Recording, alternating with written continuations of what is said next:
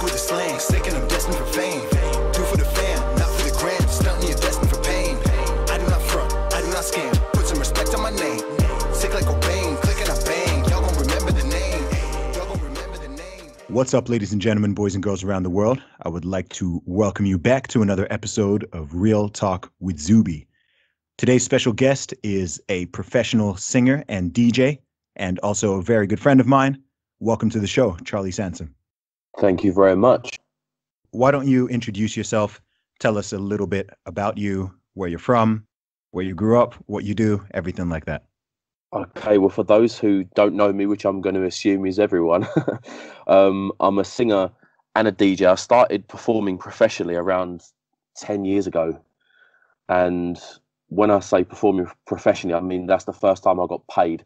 I wouldn't say I was a professional when I first started 10 years ago because I was still learning my craft from a very organic point of view. Like I earned my stripes on a stage. I didn't have any formal training or any vocal lessons or anything like that.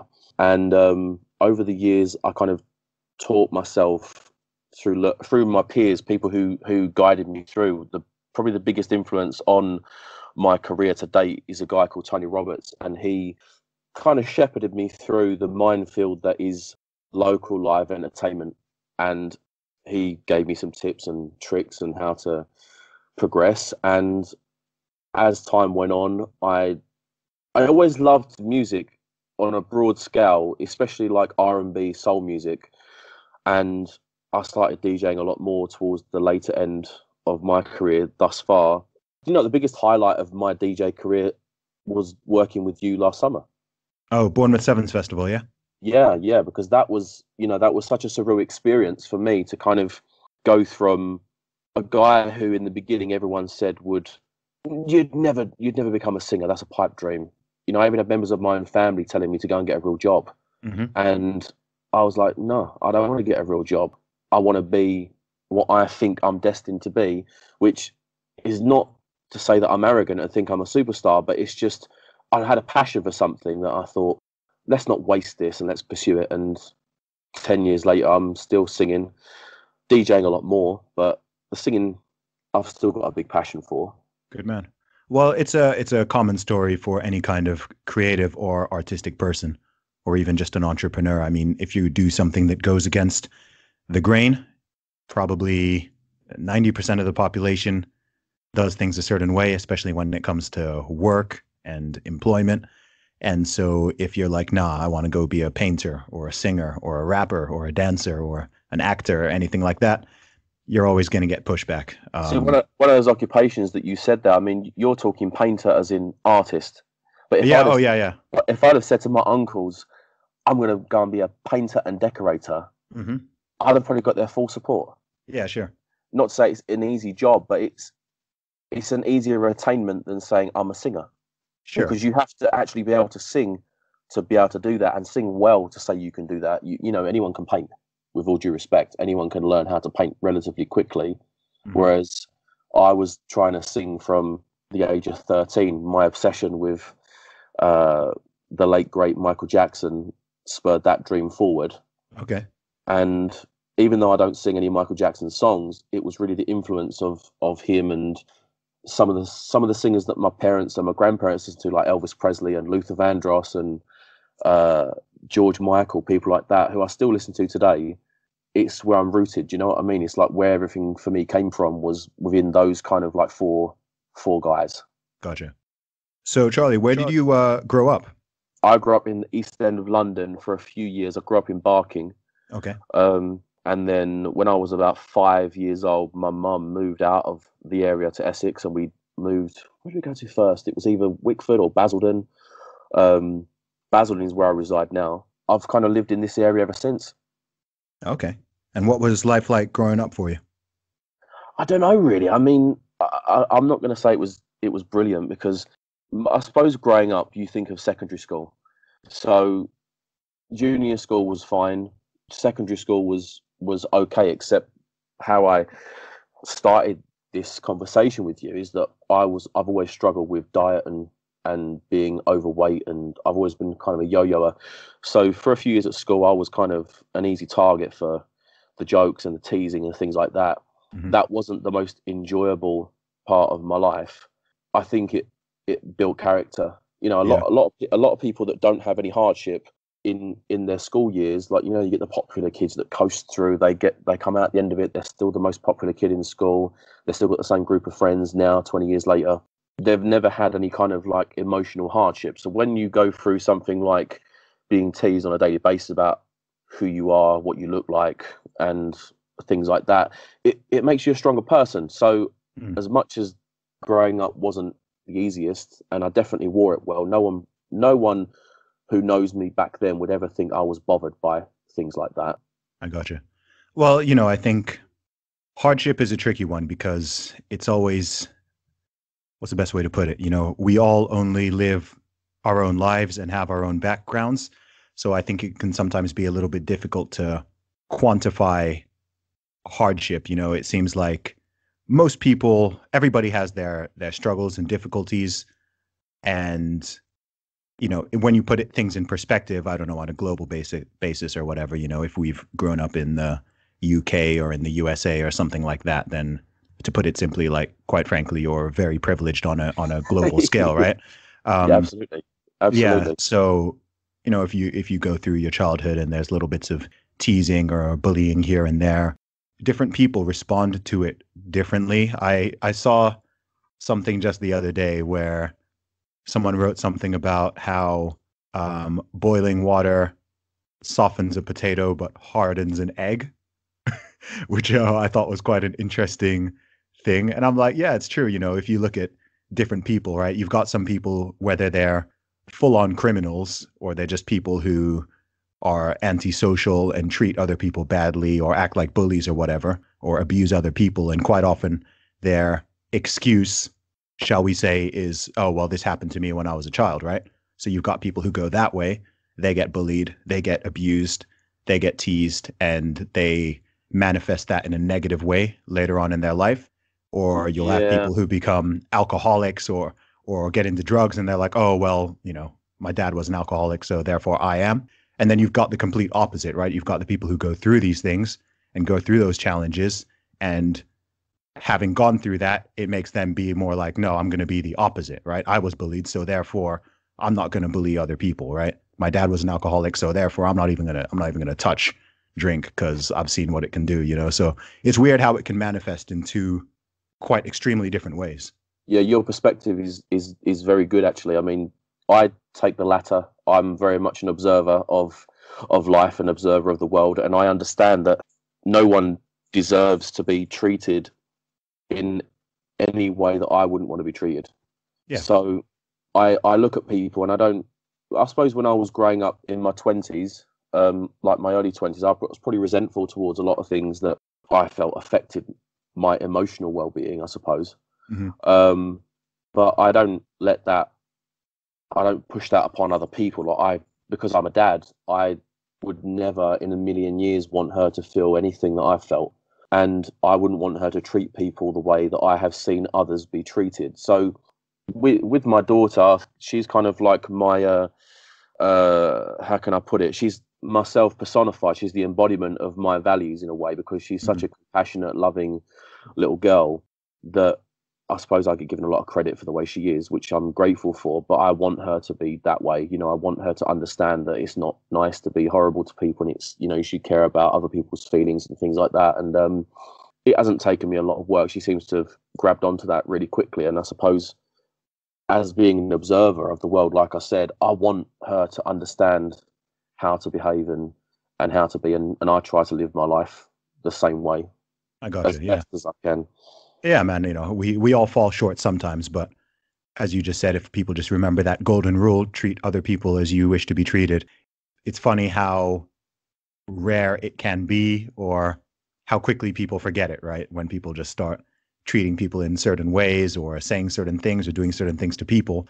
And you know what it's I just find interesting about the way people feel about when they're treated badly is I'm very much an equality person. So if, say, for example, you know, you punched me in the nose Mhm. and I took real offense to that, then I hit you back Mhm. and you took offense to that, I can't abide by that hypocrisy. Do you know what I mean? Like, I feel like if you're going to play the bigger victim because you've been hit back, that does not sit well with me. So as people tend to expect to be respected, expect to be treated a particular way, but then when they get called out on the same behavior they don't like, they're suddenly the victim. So you get double standards a lot of the time with talking with people, dealing with people, and how people get treated. There's double standards everywhere.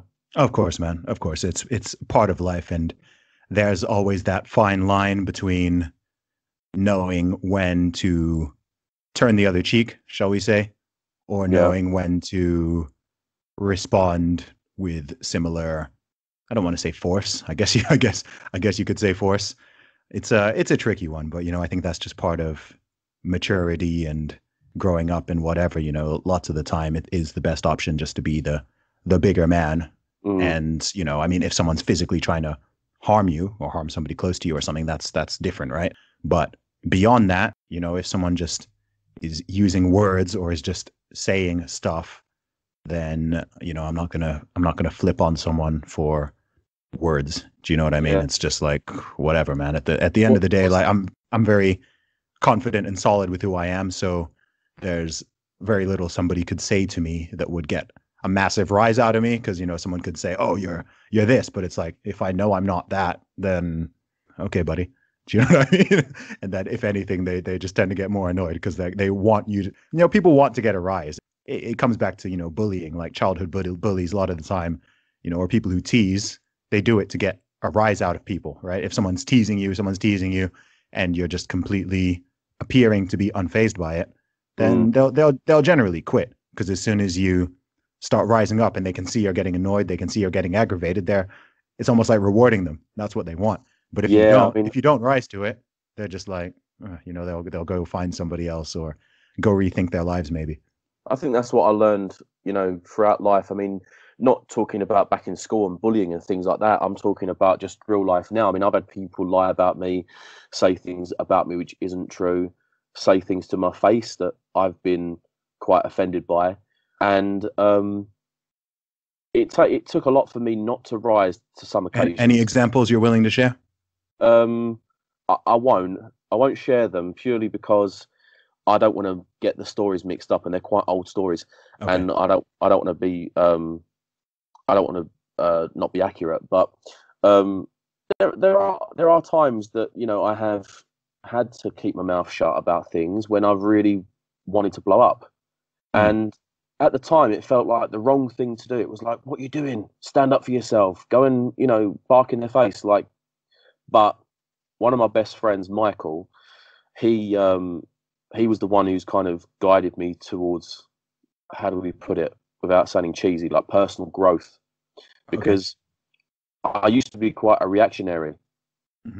And now I'm very much more placid in my approach to things. So if someone says or does something to me which I find to be quite against what I think is right or wrong, I just take a back seat, see how things pan out, and then sometimes I'm even wrong about my perception of a situation. Yeah. And then it's like, well, thank God I didn't get involved there, because I'd have made that a lot worse, and it didn't need to be made worse. So taking a back seat and being a little bit more aware, even of things you're not aware of, if that's not too wishy-washy to say, having that self-awareness to go, I'm just going to see how this goes, has helped me a lot more than jumping in and being the aggressor.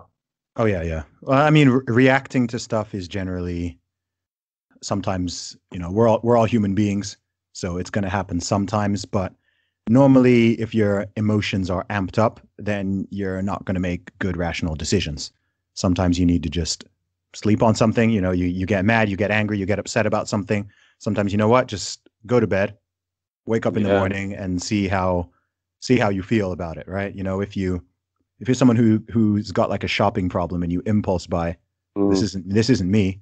But if it is you, that if it's somebody listening, then you walk past the thing you want and you're like, oh, I want that, and instead of just going in there and throwing money at it or swiping your card, actually go home and then wait a couple days. If you still want it, then that means it's something maybe you do actually want and should buy. If the feeling is just gone and you just wanted it because you just happened to walk past the shop, you just saw that pair of trainers, you weren't planning on buying trainers, but you're just like, oh, look at those, and you just go and spend 100 quid on trainers. Yeah. And then, 2 days later, you might be like, you know what, I don't want or need those. It's just emotions. And it's the same when people say stuff. If you get into a debate, you get into an argument, whatever. First of all, I know with myself, I always try to assume that people have good intentions. So I don't try to, if someone disagrees with me on something, or I get into an argument with someone about something, I don't try to, this is a mistake a lot of people make. People often assume bad intentions on the part of the other person. So instead of thinking, okay, this is someone who just has a different perspective or worldview, or is coming at it from a different angle, right? People are very quick to demonize. So, people do this in politics, people do this in religion, people do this in just everyday conversations, instead of going, oh, hang on, this is someone who's just coming at it from a different angle than me, or maybe has a different belief system to me. People think, oh, he disagrees with me, so therefore he's a bad person, or he wants to hurt people, or he wants to offend people, or whatever it is. And that's very rarely the case. Most people don't actually like hurting and offending people. It's actually quite rare. So most people don't have differing opinions or argue or debate or whatever because they're bad or evil people, as much as some people would like to think it's that simple. It's normally more just, different perspectives and different angles. And at the end of the day, I mean, we're all individuals. No, there aren't two people in the world who agree on absolutely everything. Like it's not even possible. So I don't know why someone would step out into the world expecting that to be the case, if you know what I mean. I think people have a problem with identity politics, and you can extend that phrase to maybe identity thinking. It doesn't necessarily have to be about politics, but when you said that people get demonized for a different opinion, I would say that's more common now than it ever has been before. Certainly in our lifetimes, I'd say. Oh, without a doubt. I mean, I was subjected to something like that not so long ago, which, I'm quite happy to talk about it, but it was something. Go for it, man. This is real talk. Go for it. I was accused of, being a racist because I had an opinion about a public personality or a public figure. And this is an extremely touchy subject, but it's something which I was offended by the notion that I was racist because I didn't agree with the way the government handled the grooming gang scandals that have been prevalent across the country over the last few years. And the issue was probably not with the fact that I objected to paedophiles. It was more to do with the fact that I mentioned that they were Muslim paedophiles. Okay. And that the guy that was creating the big fuss, who is quite as a very controversial figure, but Tommy Robinson, I said that in this instance, he has my support in exposing this kind of stuff because I had been reading about the cover-ups in the country about these gangs. And I would say that if you've got 17 different councils covering up 17 different gang scandals, I'm not the racist, because you can bet any money that if I was convicted of being a paedophile on a Tuesday, I'm going to be in prison by the Wednesday. So my support of his, how can I put it, vigilantism, I suppose, was more based on the fact there was a disparity in treatment. Like the legal system was treating other people differently to what I saw as a free pass for this group of people because they were afraid of being called a racist. Yeah. Now, as far as I'm concerned, that's backward racism, because if say for example you or I mean you are a black man and I'm a white man, I have no faith at all. I know you do have a faith, although I won't assume to know which one. I'm going to assume it's not Islam. That's an assumption I'm going to make, that it's not. But if it were, you may not be given a fair crack based on the reports relating to this particular case. I'm not saying that there's absolute bias, but what I'm saying is in this particular instance, I believe there was systematic political cover-up through fear of a bad PR story.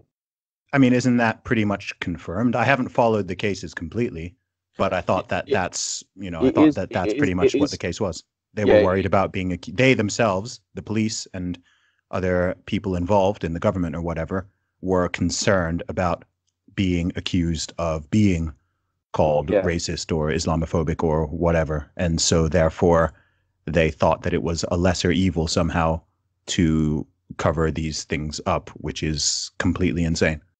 As a parent, I find the whole thing to be completely abhorrent. Do you know what I mean? It's disgusting. Of course. That the fact that they can make a pass for a certain group through. I mean, what's more important, the safety of our children or being called a racist? Because it's not a race, by the way. Let's just get that clear, because I don't even know why people. I agree with that as well. I believe religion is a choice, and it's a free choice, and I think anyone can believe or disbelieve in my case as much as they want. But I don't believe that the system or the government or the police or social services should be given a free pass to any particular group because they choose to believe in one particular God or another. And the fear that the police had of being accused of racism was realised through me. And I'm not over-aggrandising myself in saying that it's affected me the most. It hasn't. But what I'm saying is that from my perspective, I spoke on it and I was called a racist. Okay, I think you're missing the point here. Now, just for complete a parallel argument, I know that 90% of paedophile crime is committed by white men. Mm-hmm. I know that's a fact. That's a statistical fact in the UK, at least. But no one's afraid to arrest a white man. You're never going to have anybody going, "Oh, we better not pick him up because he's white and he doesn't have a belief, so we better not pick him up because we might get called a racist." That's never going to happen. No, well, it's you get this problem. This is why you hear a lot of talk at the moment about political correctness.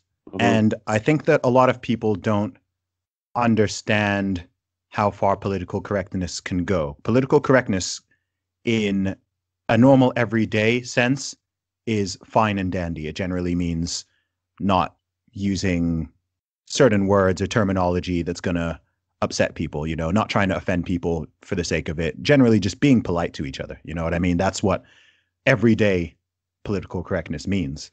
But when political correctness goes very far to the point that it stifles facts or it stifles debate, it stifles discussion because people are walking on eggshells, because they are afraid of being potentially called some kind of ist or obia or ism or whatever, and people are skirting around. There might just be an issue that needs to be discussed. Okay, just put the facts on the table, and this needs to be discussed, and this needs to be dealt with, especially if you're talking about something as serious as crime.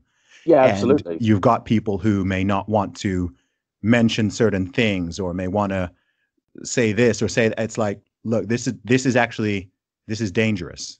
Okay. And if you want to live in a free society where people can have different opinions, people can debate, people can discuss things, you have to be able to put political correctness in the bin for a moment and just say, okay, this is the situation, these are the facts, whatever. If people start second guessing, or the media or the police or whatever, then you're actually entering that's dangerous. It's dangerous. People will literally get away, like this issue, you're talking about people literally getting away with crimes because people are worried about political correctness. And that's political correctness gone way too far.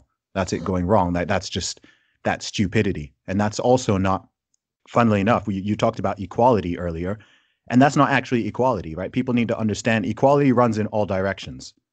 Equality doesn't mean special treatment for this person or these people or this group or that group. Equality means equality. It means you treat people fairly and equally and as individuals. You don't want to assign collective guilt to a group, or you don't want to start stereotyping, or agree. You know what I mean? But equality runs all ways, and people can't just take it when they want it and then. I think political correctness is the biggest scourge on society that we have right now, especially socially. And I would say that from the point of view that, I don't believe that every person who happens to be a Muslim is a paedophile with what I've spoken about. I'm talking about the people that have been caught out, I'm Yeah, not talking about you're anybody talking else. about individuals. Yeah, absolutely. And I You're think talking about that's individuals. where political correctness kind of comes into play, because if you talk to a left wing thinker and you talk about, say, what we've spoken about today, they will call me a racist because they will basically imply that I've broadened the terminology to mean every single Muslim, Mhm. which is not what I did. No, well, And that's their little trick and sleight of hand, but trying to do that. it's the There's no, left that will want the equality the most, and I kind of feel like equality, equal rights, equal this, equal that is really is a socialist kind of mantra when you think about it. It belongs on the left of politics, but really it's centre right thinkers now that have taken over that train of thought. Whereas back, 30, 40 years ago, mm, the right wing were the racists. yeah, They were the bigots. But yeah. now Well, you get a split where you've got more people on the right, the centre right of politics now, which are more in favour of traditionally left wing ideologies. well, I mean, it's funny. I mean, classical liberalism is now considered to be on the right end of the political spectrum. So if someone defines themselves as a classical liberal, so essentially what would have been a liberal just a couple of decades ago, that in modern day parlance, that is often considered to be right of center, which is So conservative. yeah, essentially. It's ironic that you said that, or not ironic, but coincidental, because I was actually researching a little bit about Winston Churchill yesterday. Okay. And he spent his whole political career, and he was a career politician, flitting between liberalism and conservatism. And Okay. it was interesting that you said that, because I wouldn't have really thought that Winston Churchill would have been very liberal, because he's always been portrayed to me as a monarchist and very much for the empire, for the country. And for me, that doesn't really strike as someone very liberal.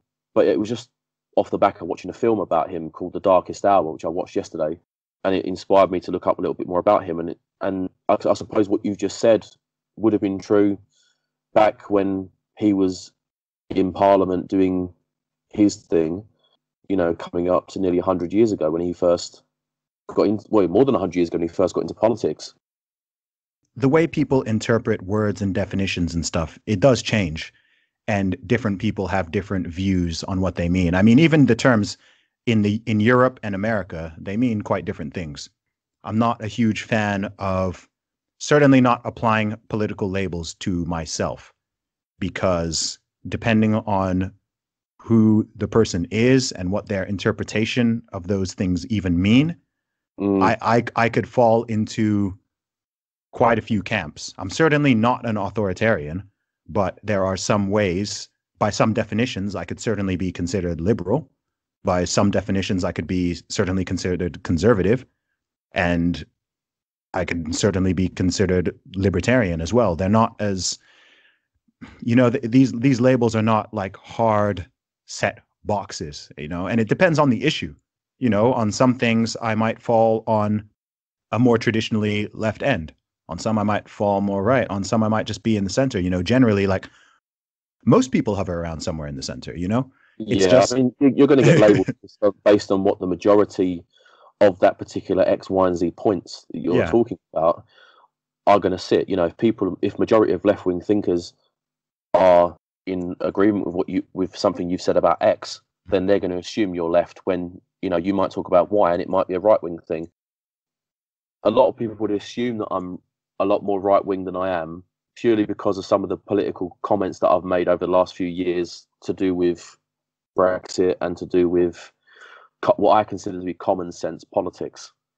Some of the things that I talk about, are topical. Like Brexit for me was something which I was passionate about before Brexit was even a thing.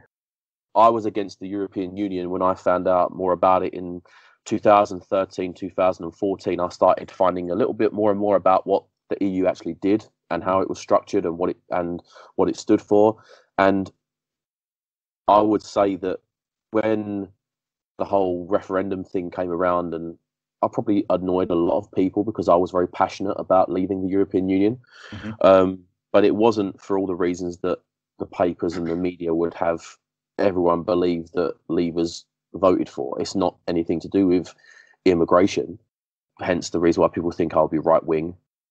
Brexit wasn't even specifically a partisan thing, though, is it? I mean, it didn't split along the party lines like some people may imagine that it would have.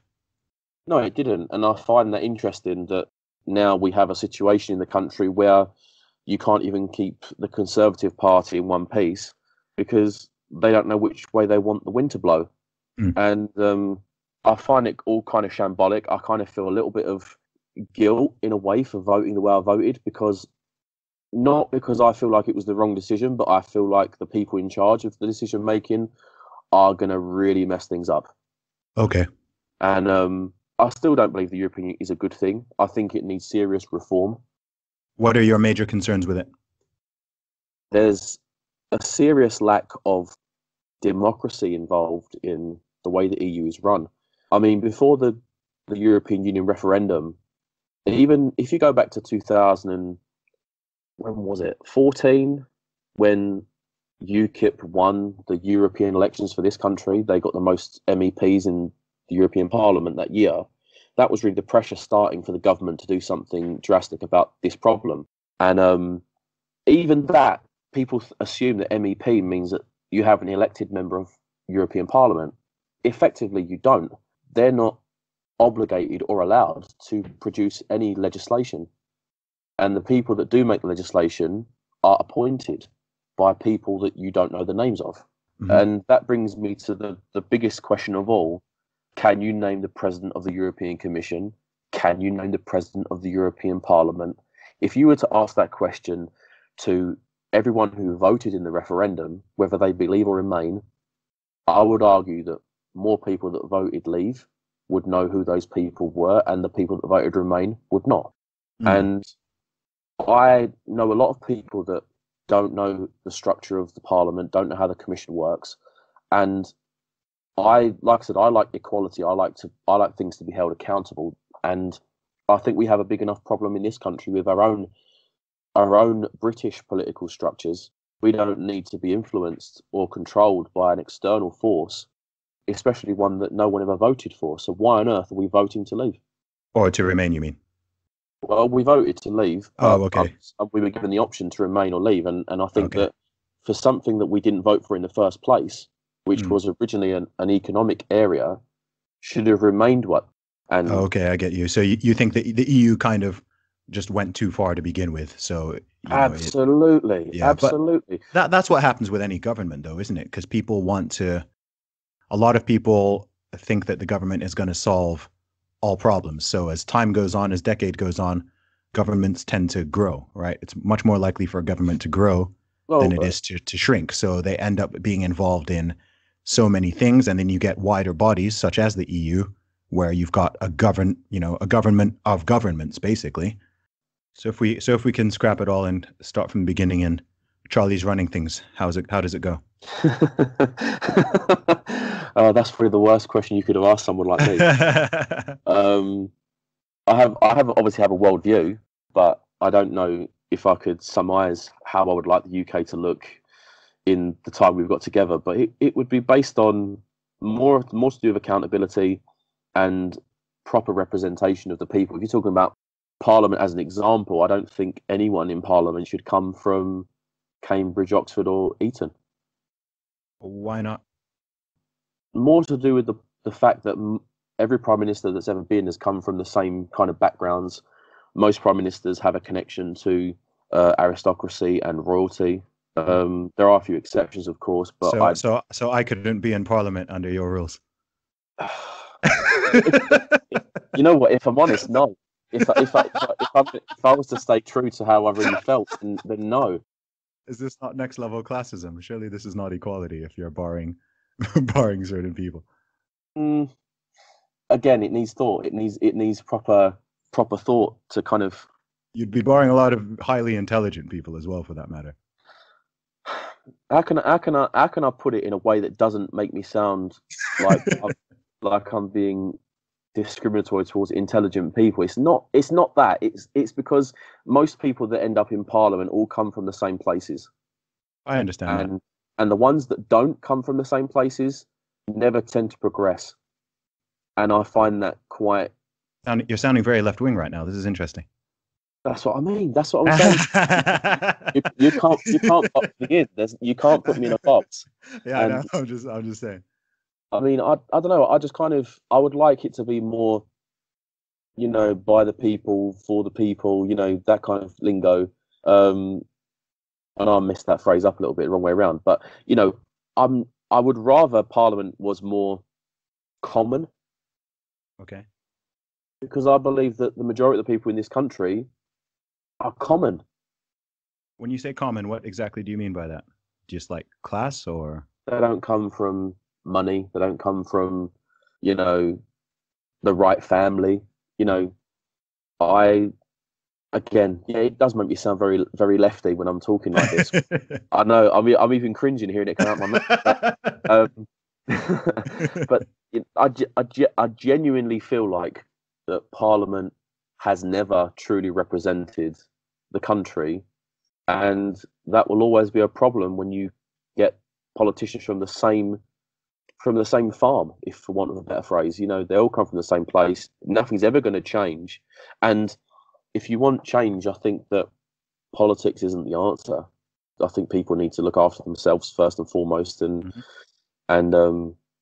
let the politicians keep ruining things for generations to come. So fill me in, because I'm not an expert here. What is preventing people who are not from those backgrounds, if they want to become politicians or get into Parliament, what is preventing them at the moment? The problem with political parties is that they select people to be candidates for election. And I know this because during the 2010 election, general election, I kind of got myself very busy with the candidates. I kind of wanted to ask them questions. I went to places I knew they were going to be, so I could kind of ask them things and get to know them a little bit better. I mean, I've had conversations with candidates from then up till now on various different things, even like local councils, things like that. These people are selected by the party. So, for example, the MP for where I live is a guy called Stephen Metcalfe. Mm-hmm. Very nice man. I've met him a few times. We know each other to say hello to. I'm not going to say we're friends in any way, shape or form, but we know each other to say hello to. And I know that he would have been selected because of how he presents himself, how he speaks, where he comes from. I mean, this guy doesn't even live in the area, but he's the MP. He lives in Chigwell, which is a very affluent area in Essex. They're handpicked. If you don't quite fit the mould, you don't get chosen to be a candidate. You can go as an independent as much as you want, but the chances of you going into an election without quote unquote branding, as in I'm Labour, I'm Conservative, I'm Lib Dem, I'm whatever. Yeah, you're going to struggle. It's like saying. So when you say they handpick the candidates, is it not the case that anybody can run if they want to? Is that not possible? Is there someone up there saying, okay, you can't even run? I thought that essentially anybody could step up, and then you need to get the votes, of course. Anybody can, but if you want to stand for a party, you have to be chosen by the party. So essentially you're subjected to, how can I put it? You're subjected to a class system within the party before you're given the opportunity to stand. I understand you. That makes more sense. I don't know what the process is, so I'm just curious as to how it works and what would prevent somebody from running or reaching that level if they, genuinely had their heart set on it. That's what I mean when I said that they all come from the same places, because they all look the same, they all talk the same, they all say the same thing every general election. So what you want is more diversity. You want 50-50 men, women. You need X amount of. I don't believe black people, X amount of Asian people, X amount of atheists, Christians, whatnot. I think that's a nice ideal. I don't think it's practical, but because it won't work, you'll never get those. You'll never get those paradigms. But no. You can definitely strive for it. But then again, I wouldn't say you need to fill up a female quota or a black quota or a Jewish quota or whatever the case may be. I don't think that would be necessary. But I'm somewhat playing devil's advocate here. I'm curious. Yeah, I understand, and I think that what you say is very novel and it's nice. It's a nice idea, but I don't think it's a good idea. But that's me. I think in an Um, ideal world, you yeah. could have, if Parliament was bigger, Hmm. you could probably do that. But with 650 places in the chamber, you don't really have much scope for real representation. Yeah. Not really. I mean, how many people do you know that vote for a party that believe in every aspect of the party manifesto? Because I don't. I've only ever voted once, man. So I don't even know. So it's funny. It's funny that people view me as a little bit of a political voice and are always interested in my political opinions because I don't consider myself that. Where politics interests me is when it comes to society and culture. So those are things I'm very interested in. I'm very interested in society, culture, morality, and overall social fabric and cohesion, shall we say. Yeah, and I think that So what you've got going on is again, it's I read your tweets all the time, and I am always a big fan of how you think about things and the way you present yourself, and I think it's very charming the way that you do it, even when you're getting stick online, because you do get some stick from people online. I've read those comments as well. Mhm.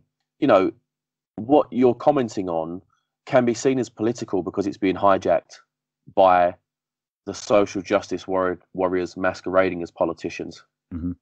You know, when you have politicians talking about things similar to what you talk about, with all due respect, they've got a bigger voice than you. Mhm. So therefore, you talking about it after said politician makes it seem like a political comment when, Yeah, yeah. in fact, it's just a cultural and social commentary that you're trying to project.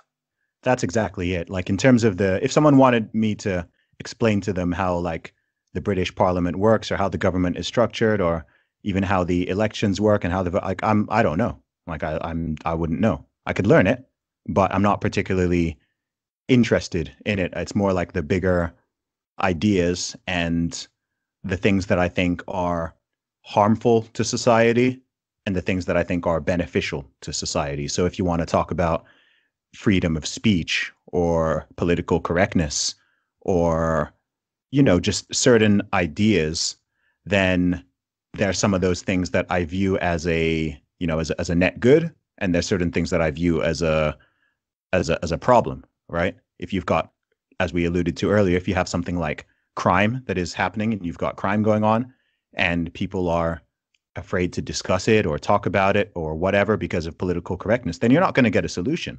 So that's where I become very outspoken because I'm like, look, if you want to actually solve certain problems, you can't, Yeah, for lack of a better word, you can't pussyfoot around everything.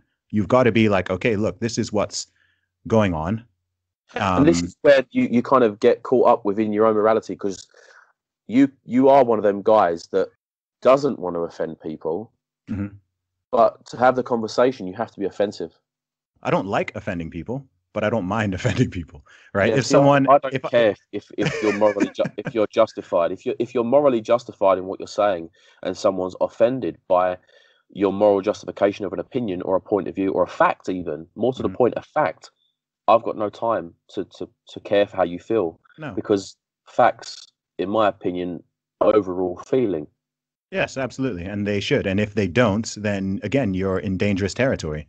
When if you've got politicians saying that they don't care about factually being right, they care about morally being right, as a well-known politician in the U.S. recently said, then that's just like that's insane. What do you mean you don't care about factually being right? You just care that what you say feels good. Do you know what I mean? It's like no, like you don't make policy based on what feels good. That like there's many times that's Yeah, gone disastrously. If you're just trying to make people feel good or trying to get votes and that's all you're doing and you're just making promises that can't be fulfilled or incurring debts that are going to come back and cripple a country, then that's when people need to.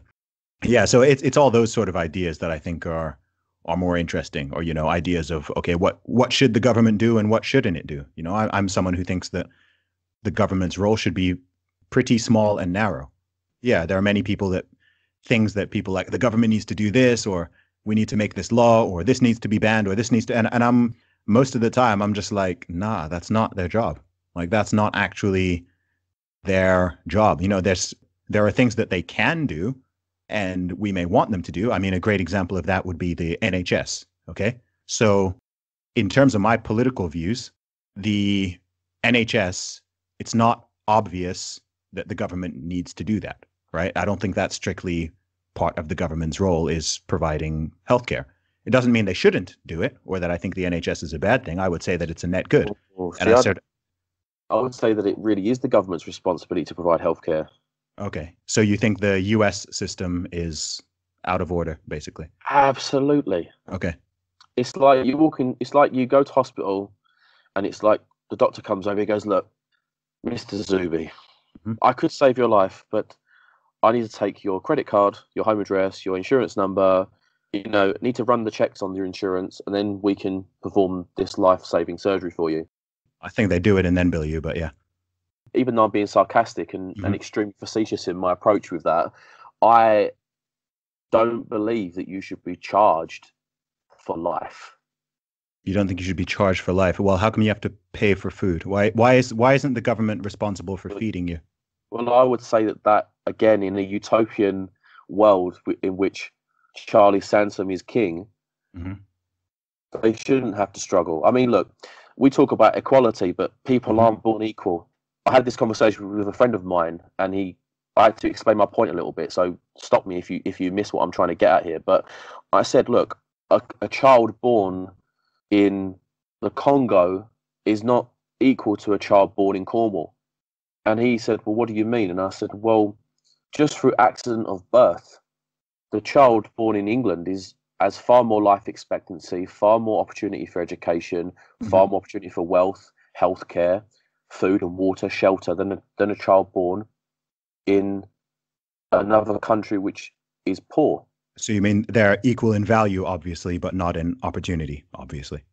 But the thing is, when I say people aren't born equally, that's more to highlight the fact that there is so much wrong with world politics, that why should a child born in Africa be less fortunate than a child born in Europe? And that was the point he kind of missed, which I hope I've kind of got. Yeah, no, it's a simple point. Yeah, I know, I understand. And so yeah, I mean, in an ideal world, no child should go hungry, no child should go without food or water. Why should a family in an African I don't think anybody thinks that they. Sorry, man. Sorry to cut you off. I don't think anybody thinks or is saying that they should. I'm certainly not. I'm an African. Yeah, absolutely. So hopefully you don't think I'm touching on something sensitive. But, no, not at all, man. Not at all. My question is more like I'm genuinely curious to understand, just to know where you sit on this, is if you think that the government should provide healthcare, why would you not think that the government should also provide food? I do think they should. That's the point I was get at with the one child is not equal to another. Okay. So when you say you think government should be smaller, then it sounds more like you're advocating for much bigger government. More, these are what you need to do, and everything else could be streamlined, perhaps. I mean, I don't necessarily think you need lawmakers in general. I think that there should be certain things which are deemed to be illegal, and there are certain things which should be deemed as human rights. Food, water, healthcare. I mean, look, in this country, you've got homeless people. That's unacceptable. Agreed.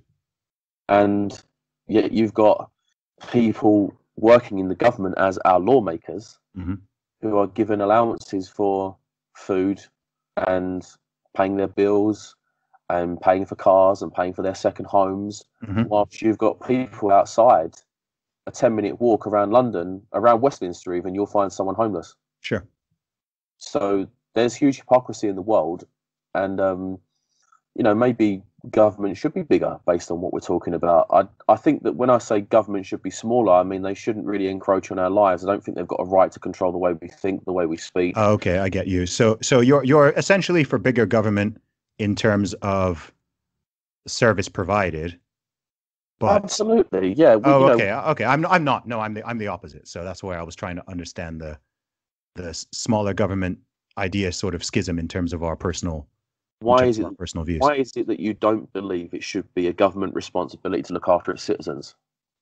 Well, it depends on what you mean by look after. If you're talking about military provision and defense, like a national defense budget, then I do think that falls in the government remit. In terms of food and healthcare, then one, private, it's going to be better, it's going to be higher quality, it's going to be cheaper just due to free market, as long as that's allowed to run its course. And two, yeah, in my personal view, I mean, I'm quite libertarian on this. I just don't think it's the government's job. Like if I'm hungry right now, it's not the government's job to feed me. And the problem with those things is, in terms of viewing those things as rights, it implies having compulsion on someone else, right? Somebody has to be compelled. Yeah, somebody elsewhere. So say you're talking about freedom of speech, okay? Mm-hmm. That's just something that if you were just sitting, if you just existed with nothing around you, you have that right.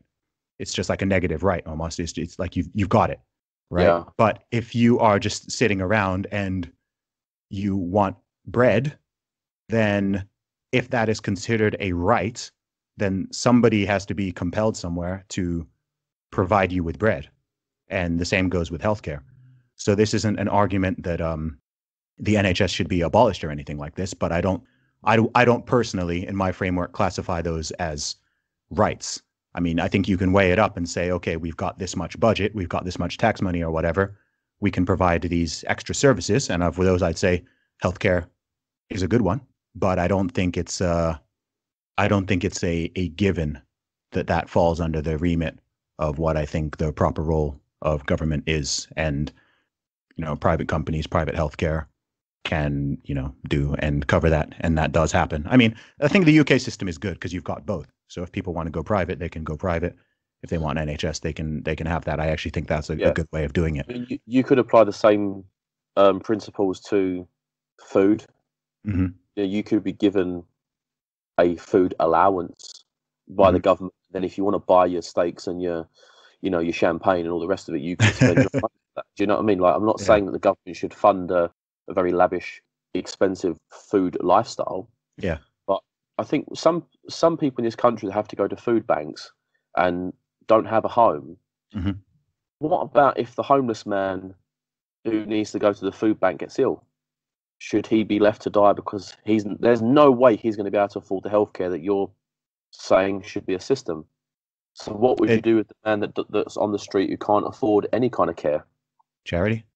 Like, I think this is the role of charity. I think, this is the problem with, this is moving into another area, right? This is one of the problems with the breakdown of overall social fabric and core and common belief systems. So, for example, one of the traditional roles of churches, and I believe also synagogues and mosques, is that you've got this community framework. Everybody goes to church. People know each other. People know their neighbors. People used to anyway, right? People knew their community. So if you've got somebody in your church who falls ill and can't pay their rent or whatever, they tell the pastor or the preacher, and the congregation all contribute and will pay their rent. And that's how it works. Or, first people will tend to go to family to begin with, and then you've got formal charity, and then you've got church charity or other belief systems or whatever. And I think in terms of the bigger scheme of things, I think that's one of the actual, to me, it's a bit of a tragedy in terms of the having less and less people being religious, say in Europe or in the USA even, is that it naturally increases the size of government because you've got government stepping in to do what would previously have been done by parents, been done by family, been done by churches and other organizations. And the problem has been created, and then people want to then use the government to solve the problem. And it's something that I think happens quite a lot. So a problem will be created. You could also say, if you look at the rise of single motherhood and fatherlessness and all that kind of stuff, right? This is a problem that has been created partially by what I touched on earlier, in terms of, people just becoming too liberalized in that sense. And then that creates its own knock-on effects, which then people want to plug in again by increasing the size of government and increasing the amount of stuff that the government is doing, right? I don't think it's the government's job to look after people on a completely individual level. Do I think there should be some sort of minimal safety net? Yes, I do. I think that's a good thing. But I don't think that the first place, if I'm hungry, if I can't pay my rent, the first place I'm going to is not the government. And I don't think it should be. right? I think that should be the absolute last stop. I think I'd first go to my family, and then I'd go to friends, and then I'd go to my church or any other communities or organizations I'm involved in. Then I'd look at charities. And then if for some reason nobody out of all those people is able to help me, then I think, yeah, there can be a safety net. But yeah, that's my personal thought. It's not saying that it's clear. It's obviously not the only worldview, but that's what I say when I say I think the government should be a lot smaller. I think that people's expectations of what they should do are too big and too wide. I think the whole thing should be trimmed down a lot more. Obviously, this would make taxes a lot lower for everybody, so everybody would have more disposable income. And I think as a knock-on effect, I think people are extremely charitable. If people know that there is a problem or there is an issue in their community or people around them, like, people are actually far more charitable than I think we tend to give them credit for. People donate billions every year, like billions. But what's necessary for that to come is to have that whole social fabric and community feeling, and you're a British person and you want to look out for other British people around you, or you're from Essex, you want to look out for the other people in your community. You know what I mean? And I think that there's a danger of, if that dissolves, then the support network, shall we say, dissolves with it. Like, people become too individualistic and too isolated. Like, that can also go too far. Like, individualism is generally good, but you do also want to have groups and society and a nation, right? Like, this is where I'm interested in politics, kind of at this level. See what I mean? So, like, not exactly what's going on in the Conservative Party or whatever, like, I don't know. But in terms of those, like, bigger ideas of, like, okay, what is the proper role of government? And people have different answers, right?